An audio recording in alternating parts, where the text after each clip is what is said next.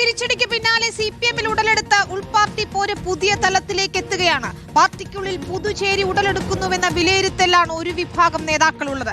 3 കേന്ദ്ര കമ്മിറ്റി അംഗങ്ങളുടെ പരസ്യ വിമർശനം യാദൃശ്ചികമല്ലെന്ന് പിണറായി വിജയനും MV ഗോവിന്ദനും ഒപ്പമുള്ളവർ കരുതുന്നു. വിഴിഞ്ഞത്തിന്റെ പേരിൽ നേതൃത്വത്തിനെതിരെ രംഗത്ത് വരുന്നവർ അടുത്ത മാസം നടക്കാനിരിക്കുന്ന വിശാല സംസ്ഥാന കമ്മിറ്റി ലക്ഷ്യമാക്കി നീങ്ങുകയാണെന്നാണ് നിഗമനം. റഹീസ് റഷീദാണ് ചേരുന്നത്. റഹീസ്, അതാണ് കേന്ദ്ര കമ്മിറ്റി അംഗങ്ങൾ, മുതിർന്ന നേതാക്കൾ, കണ്ണൂരിൽ നിന്നുള്ള നേതാക്കൾ തന്നെയാണ് വിമർശനമുയർത്തി രംഗത്ത് വരുന്നത്. അത് വെറുതെ അങ്ങ് പറഞ്ഞു പോകുന്നതല്ല. നമ്മൾ കഴിഞ്ഞ ദിവസങ്ങളിലൊക്കെ തന്നെയും ചർച്ച ചെയ്തതുപോലെ കൃത്യമായി ലക്ഷ്യങ്ങൾ വെച്ചുകൊണ്ടുള്ള നീക്കം എന്ന് തന്നെ വേണം വിലയിരുത്താൻ. ഒരു സമയത്തിനു ശേഷം CPM-ൽ വിഭാഗീയതെന്ന നിലയ്ക്ക് അല്ലെങ്കിൽ നേതൃത്വത്തിനെതിരായ പരസ്യ നീക്കങ്ങൾ എന്ന നിലയ്ക്ക് തന്നെ ഇതിനെ വ്യാഖ്യാനിക്കണം, അല്ലേ?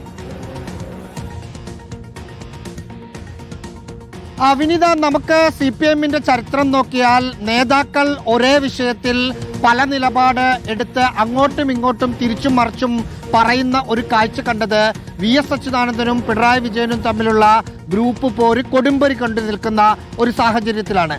അതിനുശേഷം പിന്നീട് ആ തരത്തിൽ പാർട്ടി നേതാക്കൾ ഈ കാലക്കൂട്ടി തീരുമാനിച്ച് പരസ്പരം തിരുത്തുന്ന കാഴ്ച നമ്മൾ അധികമൊന്നും കണ്ടിട്ടില്ല. അതാണ് ഇപ്പോൾ കണ്ടുകൊണ്ടിരിക്കുന്നത്. അതിൽ യാദൃശ്ചികമായി സംഭവിക്കുന്നതാണ് എന്ന് കരുതുന്നുമില്ല പിണറായി വിജയനെയും MV ഗോവിന്ദനെയും വിശ്വസിക്കുന്ന, അവർക്കൊപ്പം നിൽക്കുന്ന പാർട്ടി നേതാക്കളെല്ലാം. അതിൽ യാദൃശ്ചികതയല്ല, അത് നേരത്തെ തീരുമാനിച്ചുറപ്പിച്ച് നേതൃത്വത്തെ ചോദ്യം ചെയ്യുകയാണ് എന്ന് തന്നെ അവർ കരുതുന്നു.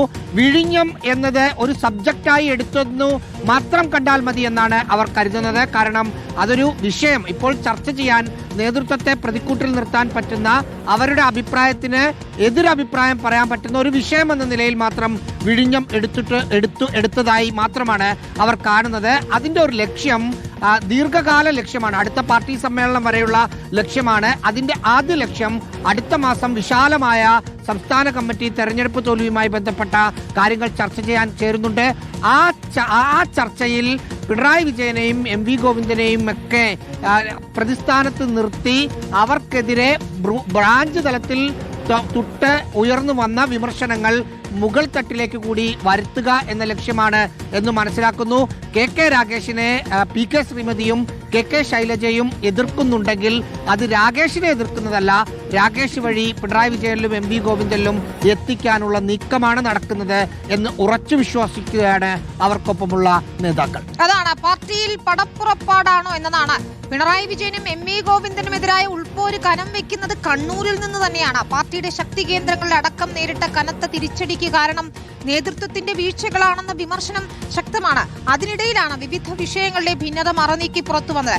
സംസ്ഥാന നേതൃത്വം എടുത്ത നിലപാടുകൾ ഏറ്റുപിടിക്കാതെ രംഗത്ത് വന്നതിൽ കൂടുതലും കണ്ണൂരിലെ നേതാക്കളാണെന്നതാണ് ശ്രദ്ധേയം. രണ്ടും കൽപ്പിച്ച് മുതിർന്ന നേതാക്കളടക്കം രംഗത്ത് വരുന്നത് പാർട്ടി കേന്ദ്രങ്ങളെയും ഒന്നാകെ ഞെട്ടിക്കുകയാണ്. പതിവില്ലാത്ത വിധം കണ്ണൂർ പാർട്ടിയിലെ നേതാക്കൾ പല വഴിക്ക് നീങ്ങുന്നത് പുതിയ പടപ്പുറപ്പാടിന്റെ തുടക്കമാണോ? അർജുൻ കല്യാടാണ് ചേരുന്നത്. അർജുൻ, പയ്യന്നൂരും തളിപ്പറമ്പും അതിൽ കൃത്യമായ അഭിപ്രായ വ്യത്യാസം ഉണ്ടായിരുന്നു.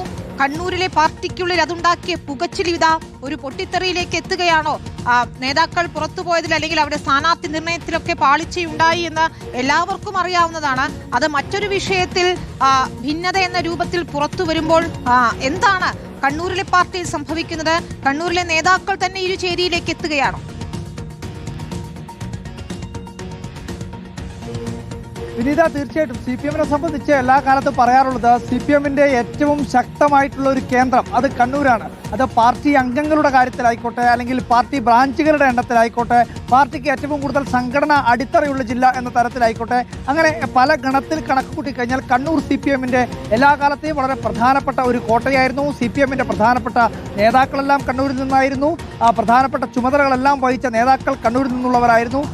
പക്ഷേ ഈ സമീപകാലത്തായി കാണാൻ വേണ്ടി കഴിയുന്നത് ഒരു രണ്ട് ധാര CPM-ലെ കണ്ണൂരിലെ നേതാക്കൾക്കിടയിൽ രൂപപ്പെട്ടു വരികയാണ്. അതിൻ്റെ ചില തെളിവുകളാണ് ഈ വിഴിഞ്ഞവുമായി ബന്ധപ്പെട്ടുകൊണ്ട് നേതാക്കളുടെ പ്രതികരണത്തിലൂടെ വ്യക്തമാവുന്നത്. അതിപ്പോൾ ഒരു ഭാഗത്ത് നോക്കിക്കഴിഞ്ഞാൽ പിണറായി വിജയൻ, MV ഗോവിന്ദൻ, MV ജയരാജൻ, അങ്ങനെ തുടങ്ങിയിട്ടുള്ള ഒരു ശ്രേണി. അതിൻ്റെ ഏറ്റവും ഒടുവിൽ KK രാഗേഷ് വരെ നമുക്ക് കാണാൻ വേണ്ടി കഴിയും. പിണറായിയിൽ നിന്ന് തുടങ്ങി KK രാഗേഷ് മുതൽ താഴെത്തട്ടിലുള്ള നേതാക്കൾ. മറുഭാഗത്താവട്ടെ EP Jayarajan, KK Shailaja, PK Shrimati തുടങ്ങിയിട്ടുള്ള മറുവിഭാഗത്തിന്റെ ഒരു ശ്രേണിയും കാണാൻ വേണ്ടി കഴിയും. ഈ രണ്ട് വിഭാഗങ്ങളും പലപ്പോഴും അഭിപ്രായം പറയുമ്പോൾ ഈ സമീപകാലത്ത് വിഭിന്ന അഭിപ്രായങ്ങളായി പോകുന്നു എന്നുള്ളതാണ് ഏറ്റവും പ്രധാനമായി കാണേണ്ടത്. ഇപ്പോൾ KK രാഗേഷ് കഴിഞ്ഞ ദിവസമാണ് ഈ വിഴിഞ്ഞം തുറമുഖവുമായി ബന്ധപ്പെട്ടുകൊണ്ട് അതിൻ്റെ MD ആയിരുന്ന ദിവ്യ സയ്യറെ മാറ്റിയത്. അത് UDF സർക്കാരിൻ്റെ ആസൂത്രിതമായിട്ടുള്ളൊരു പദ്ധതിയായിരുന്നു, വിഴിഞ്ഞത്ത് അഴിമതി നടത്താൻ വേണ്ടിയിട്ടുള്ള ഒരു ശ്രമത്തിൻ്റെ ഭാഗമായിരുന്നു എന്ന് പറഞ്ഞ് ഒരു പ്രതികരണം നടത്തുന്നത്. ആ പ്രതികരണം പിന്നീട് മുഖ്യമന്ത്രിയോടടക്കം ചോദിച്ച ഘട്ടത്തിൽ മുഖ്യമന്ത്രിയും അതിന് അനുകൂലമായിട്ടുള്ള ഒരു നിലപാട് സ്വീകരിച്ചു, അല്ലെങ്കിൽ അതിനോട് ചേർന്ന് നിൽക്കുന്ന ഒരു പ്രതികരണമാണ് നടത്തിയത്.